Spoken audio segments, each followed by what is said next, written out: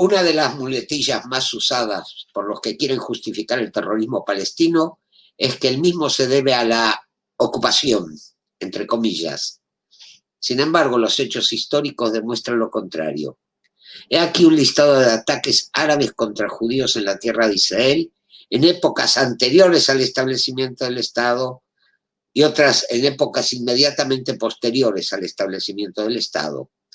Algunos de estos, por la importancia que revistieron, van a ser más explicados en forma detallada, mientras que otros solo van a ser mencionados, aunque todos tuvieron un mismo fin, el derramamiento de sangre judía.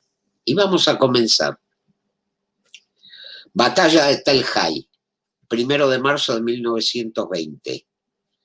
La batalla de Tel Hai se libró el 1 de marzo de 1920 entre árabes irregulares y una fuerza de defensores judíos que protegía al pueblo de Tel Hai en el norte de Galilea.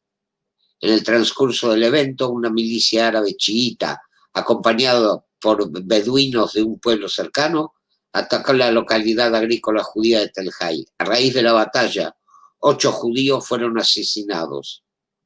Joseph Trumpeldor, el comandante de los defensores judíos de Tel Hai, recibió un disparo en el estómago y murió mientras era evacuado a Kfar Giladi esa noche. Tel Hai fue abandonado por los judíos y quemado por la milicia árabe. Disturbios de Nevi Musa, 4 al 7 de abril de 1920. 5 judíos muertos, 216 judíos heridos. Disturbios de Yafo, entre el 1 y el 7 de mayo de 1921. Los disturbios de Yafo se refieren a varios días de disturbios y asesinatos que tuvieron lugar durante el mandato británico de Palestina entre el 1 y el 7 de mayo de 1921. Docenas de británicos, árabes y judíos testigos informaron que muchos de los hombres árabes con cuchillos, espadas y pistolas irrumpieron en edificios de los judíos y mataron a sus habitantes, mientras que las mujeres saqueaban. Atacaron a peatones judíos y destruyeron casas y tiendas judíos. También golpeaban y asesinaban a los judíos en sus hogares, incluidos los niños, y en algunos casos se le abrió el cráneo a las víctimas. Un albergue para inmigrantes dirigido por la Comisión Sionista, con un centenar de personas que habían llegado en los últimos días, fue atacado por la multitud con lanzamiento de piedras, seguido de bombas y disparos de armas de fuego. Al ver llegar a la policía hubo un alivio temporal entre los residentes, pero desapareció cuando se hizo evidente que los disparos de los policías no eran para dispersar a la multitud, sino que en realidad estaban dirigidos a la construcción. En el patio, un inmigrante fue fusilado por un policía y otros fueron apuñalados y golpeados con palos. 5 mujeres fueron víctimas de disparos de las policías. Otros 3 lograron escapar. A otras 2 mujeres los policías las acorralaron e intentaron violarlas, pero lograron escapar a pesar de sus disparos. Una niña de 14 años y algunos hombres lograron escapar del edificio, pero cada uno fue a su vez perseguido y muerto a golpes con barras de hierro o de palos de madera.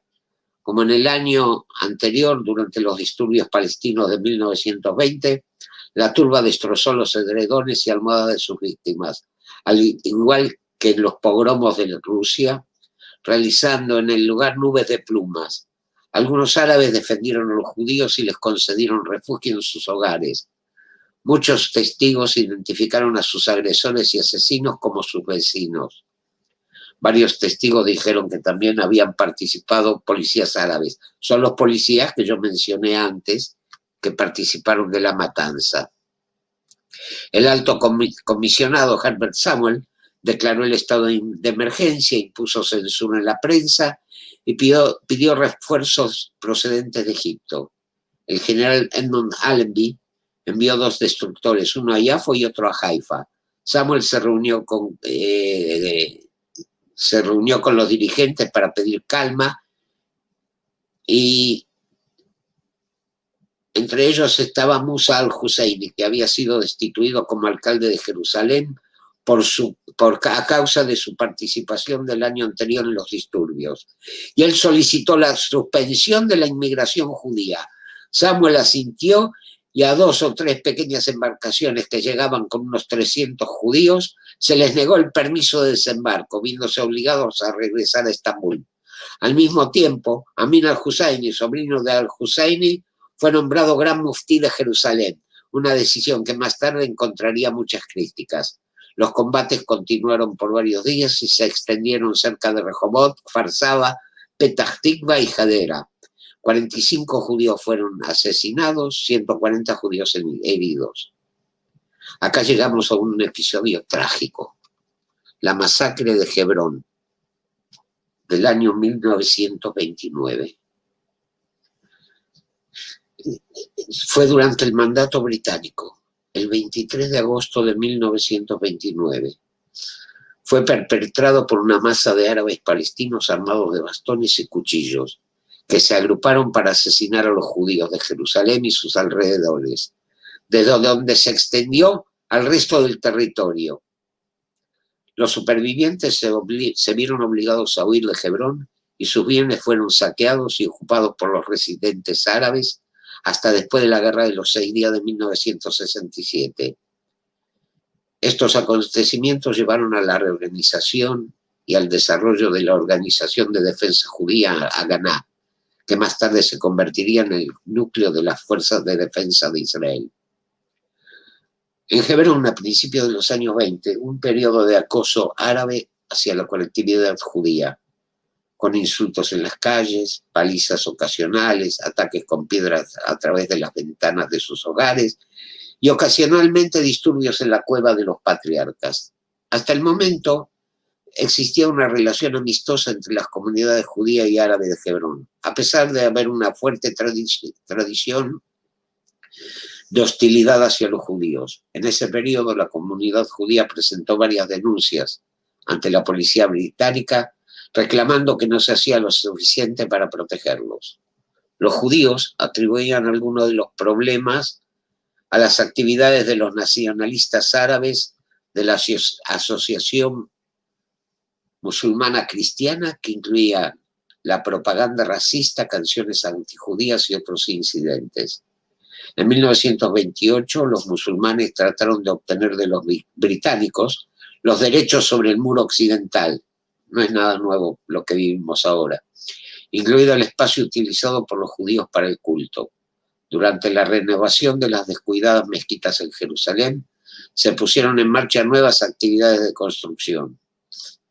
En octubre de 1928, ladrillos de la construcción cayeron accidentalmente sobre los fieles judíos en el Muro de las Lamentaciones. También los árabes soltaron una manada de mulas en el momento de la oración. Los almohádanos llamaban a sus fieles a la oración con un volumen en sus amplificadores muy alto, con el fin de perturbar la oración judía. Los principales instigadores fueron Amin al-Husayni, quien posteriormente fue el principal aliado árabe de los nazis, y Arif al-Arif. Junto con Husayni, fueron responsables de varios disturbios anteriores y había sido nombrado oficial de distrito de Beersheba. Arif al-Arif realizó una visita a Hebrón poco antes de los ataques y predicó un sermón inflamatorio el jueves 22 de agosto. Los falsos rumores que fueron esparcidos hablaban de que los judíos habían dado muerte a los árabes en Jerusalén y habían incendiado la mezquita de Al-Aqsa, documentado con una foto falsa, o que los judíos planeaban construir una sinagoga cerca del Muro de las Lamentaciones. El viernes siguiente, 23 de agosto, encolerizados por rumores de que los judíos estaban a punto de atacar Al-Aqsa, los árabes comenzaron a atacar a los judíos en la ciudad vieja de Jerusalén. Los rumores y la subsiguiente violencia se extendieron rápidamente a otras partes del mandato británico. Las peores matanzas se produjeron en Hebrón y Safed. Otros sanguinarios ataques tuvieron lugar en Moza, Kfar Uriah y Tel Aviv.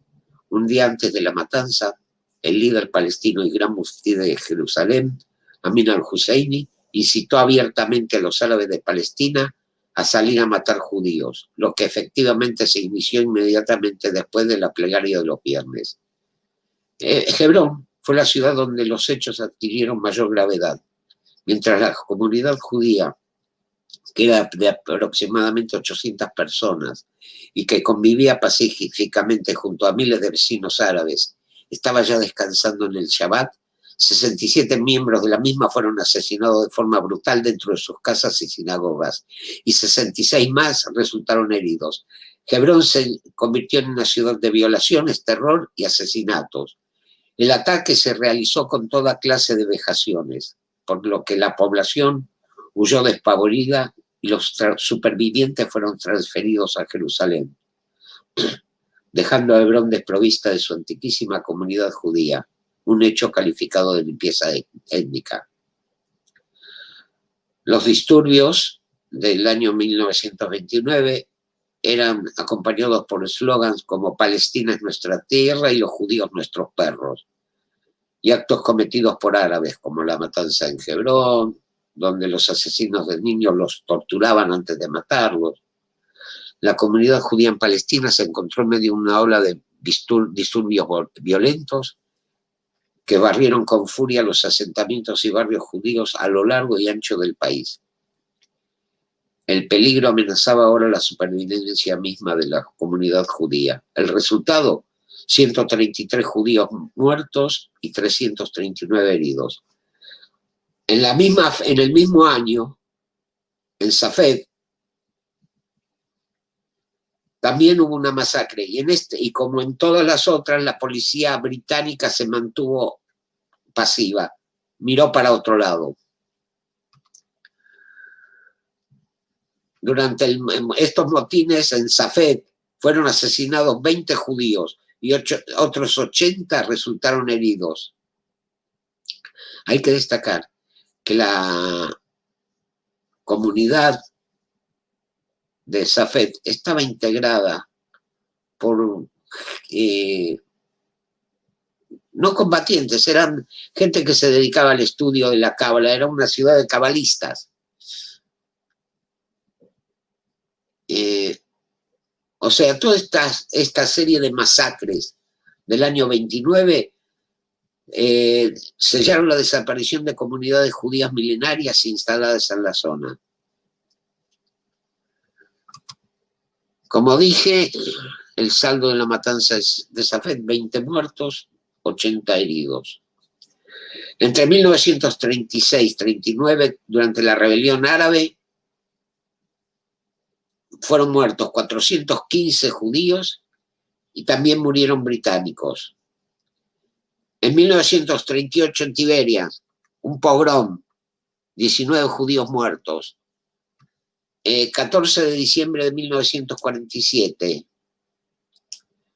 13 judíos asesinados, algunas fuentes dicen 14, 9 judíos, 2 británicos y un árabe herido en el ataque al convoy militar cerca de Lida. 26 de diciembre de 1947, por parte de árabes, 7 judíos asesinados mientras conducían en convoy a Jerusalén. 28 de diciembre de 1947, francotiradores árabes asesinaron a 5 judíos en Bab el-Wad. 3 de enero de 1948, 4 judíos asesinados en Haifa por parte de árabes, siempre. 3 de enero de 1948 también, 3 judíos y un británico asesinados en Jerusalén. 9 de enero de 1948, 35 judíos asesinados cerca de Kfar Etzion. Se trataba de una fuerza del Palmaj enviada a reforzar a los kibutzim del Gush Etzion. Fueron sorprendidos por árabes, masacrados, y sus cadáveres fueron mutilados. 10 de enero de 1948, 11 judíos asesinados, uno de ellos decapitado cerca de Yavne. 14 de enero, 7 judíos, 2 británicos asesinados en Haifa. 20 de enero, 8 judíos asesinados en Yehiam, todo en el año 48. 22 de enero, 7 judíos asesinados cerca de Yasur. 25 de enero, 10 judíos asesinados. 3 de febrero, 6 judíos asesinados mientras viajaban en autobús en Haifa. 8 de febrero, 6 judíos asesinados en Jerusalén. 8 de febrero también, 3 judíos asesinados en Tel Aviv. 12 de febrero, 4 judíos asesinados en Jerusalén. 19 de febrero, 4 judíos asesinados mientras viajaban en autobuses en Haifa. El 23 de febrero de 1948 fue el bombardeo de la calle Ben Yehuda, llevado a cabo por árabes junto con desertores británicos. Fueron una serie de ataques de árabes palestinos y terroristas suicidas contra civiles en el centro de Jerusalén. En 1948. Los ataques se llevaron a cabo en la calle Ben Yehuda, una vía importante, más tarde un centro comercial peatonal llamado así por el fundador del hebreo moderno, Eliezer Ben Yehuda. El 22 de febrero de 1948, 3 camiones del ejército británico, conducidos con la escolta de un camión blindado, que eran conducidos por árabes irregulares y desertores británicos, explotaron en la calle Ben Yehuda matando entre 49 a 58 civiles e hiriendo de 140 a 200. La bomba había sido creada por Fauzi el-Qutb. Este individuo más adelante fue el que voló la sinagoga Hurba en Jerusalén. El convoy estaba dirigido por un militante de Jerusalén, Azmi al-Hauni, que hablaba un inglés fluido y podía hacerse pasar por un oficial británico. 2 desertores británicos, Eddie Brown, un capitán de policía, que afirmó que el Irgun había matado a su hermano, y Peter Madison, un cabo del ejército, habían sido persuadidos de unirse al ataque, también con la promesa de importantes recompensas económicas. 25 de febrero, 3 judíos asesinados en la carretera entre Ramla y Tel Aviv. 28 de febrero, un judío asesinado durante un ataque contra Kfar Saba. 1 de marzo, 4 judíos asesinados en el camino de Tel Aviv a Jerusalén. 2 de marzo, 3 judíos asesinados durante un ataque en Tel Aviv, en el camino de Jerusalén. 4 de marzo, 16 judíos asesinados en la carretera Jerusalén-Matarot. El 11 de marzo, el bombardeo del edificio de la agencia judía, donde murieron 13 judíos. 14 de marzo, 7 judíos asesinados cerca de Faluja. 18 de marzo, 5 británicos, 4 judíos asesinados en un convoy cerca de Acre. 20 de marzo, 7 judíos asesinados en Ein Jarod. 21 de marzo, 6 judíos asesinados en el camino Rosh Pinah a Safed. El 13 de abril, en la masacre del convoy médico de Hadassah, en un convoy médico del hospital Hadassah, fue atacado en la ruta y en la emboscada murieron 79 judíos, la mayoría médicos y enfermeras. No hubo sobrevivientes. El 13 de mayo, la masacre de Kfar Etzion, perpetrada por militantes árabes y la Legión Árabe de Transjordania. Fue cuando se rindieron los defensores del Kibbutz Kfar Etzion. Los que se rindieron fueron asesinados. Debido a esta matanza, los otros kibbutzim que integraban el bloque Etzion, Gush Etzion, solo aceptaron rendirse con presencia de la Cruz Roja. Ahora bien, esto hasta antes de la declaración de independencia de Israel. ¿Y qué pasó desde 1949 hasta 1967? Que tampoco se podía hablar como hablan ahora de ocupación.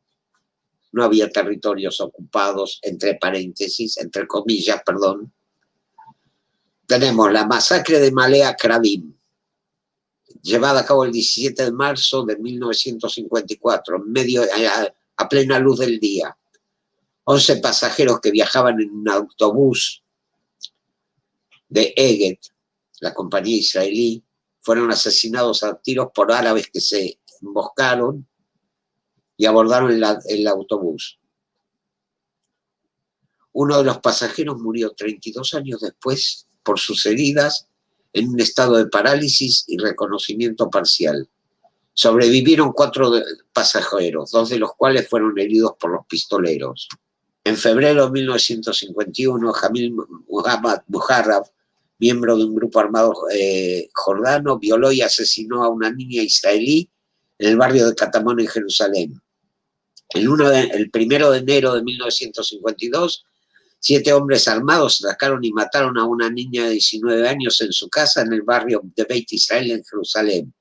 Hubo una investigación por la parte de la Comisión Mixta de Armisticio que concluyó que el caso de los infiltrados jordanos no podía fundamentarse. O sea, para ellos no fue asesinada la niña. 31 de diciembre, esto fue el 1 de enero, el ataque y violación y asesinato de una niña. Fue violada, asesinada y su rostro mutilado. O sea, usando una táctica muy común de los terroristas árabes, le cortaban la nariz, le sacaban los ojos y le cortaban las orejas. El 14 de abril de 1953, los infiltrados intentaron por primera vez entrar en Israel por mar, pero no tuvieron éxito. 7 de junio de 1953, un joven murió y otros 3 resultaron heridos en un ataque a tiros en áreas residenciales en el sur de Jerusalén. Junio de 1953, hombres armados atacaron una comunidad agrícola cerca de Lod y mataron a uno de los residentes. 10 de junio de 1953, ataque contra Mishmar Abalón, un kibutz, infiltrados desde Jordania. 11 de junio de 1953, una pareja joven atacada en su casa en Kfar Ges y fueron muertos a tiros. Y así podría seguir, ataques y más ataques, muertes y más muertes. Todo el periodo que va desde 1949 a 1967. No se puede atribuir todos estos ataques a la presunta ocupación. Es más, como ven, no tiene nada que ver esto con el terrorismo que data de los años 20 del siglo pasado, sino que ese terrorismo es ni más ni menos que la demostración evidente que la dirigencia árabe siguió y sigue soñando con arrojar a los judíos al mar. Y por consiguiente, al quedar anclado en ese pasado y este presente violento, siguen perdiendo el tren hacia un futuro de paz.